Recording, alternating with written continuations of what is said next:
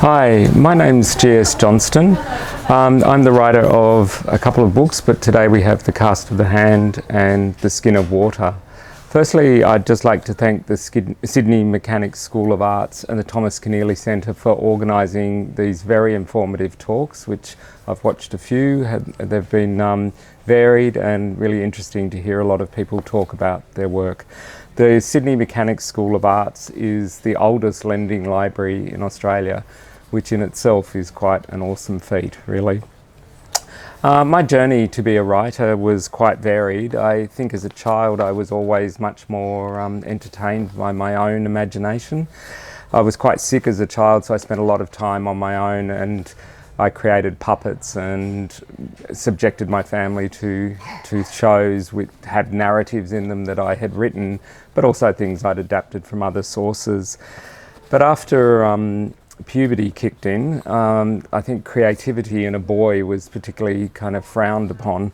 So I really stopped doing a lot of things until late in high school. I started playing guitar, and with this there was a bit of a renaissance of my creativity. So I spent most of my 20s working as a musician, but towards the end of my 20s, I kind of fled and went to live in Italy for a year and supported myself by busking and singing on the street. During that time, I kind of wrote a song cycle which had a narrative arc. You know, clearly I left Sydney, I came back to Sydney a changed person, but it was the first time I'd really, I think, engaged in narrative in that manner. So after studying an arts degree, I started writing. I wrote probably 6 novels and didn't get a publisher or an agent out of those. But I found a story of a late 19th century French aristocrat. It was the first time I'd considered writing something that was historical fiction. It's a very different type of writing, and the research is daunting, to say nothing else. And whilst this novel didn't find a publisher, one publisher did say to me that I had found my voice, which inspired me to keep going with historical fiction. I think if I had any advice for an emerging writer, there's a quote from W.B. Yeats, who's a far better brain than mine, who said, "A line will take as ours may be, yet if it does not seem a moment's thought, our stitching and unstitching has been naught." I think over the years I've reduced that to one word, which is just to plod. Every time I start a new project, it's like I have to change gear back to just writing complete drivel. The first pass, not a draft, but the first pass over a text is very difficult. The next time I come back and open the document, there's a phrase or a word which just sparks my imagination. I think as a writer too, one of the main things you have to accept is writing is about inhabiting other subjective positions. And one of those subjective positions you have to take up is to try and understand how your reader is looking at your work.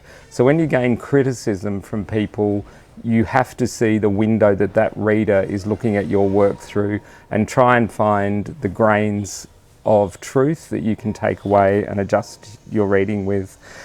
I've never been blessed to gain traditional publishing. So in 2011, I had got to a point where I thought I was deluding myself and possibly it was an indulgent act to just keep writing. So I decided to self-publish. It was during the golden age of Kindle and print on demand. The first book I published was called Consumption, which did reasonably well and got some nice reviews, but it also established some contacts, particularly in the US, about how to promote them. The second novel I published was The Skin of Water.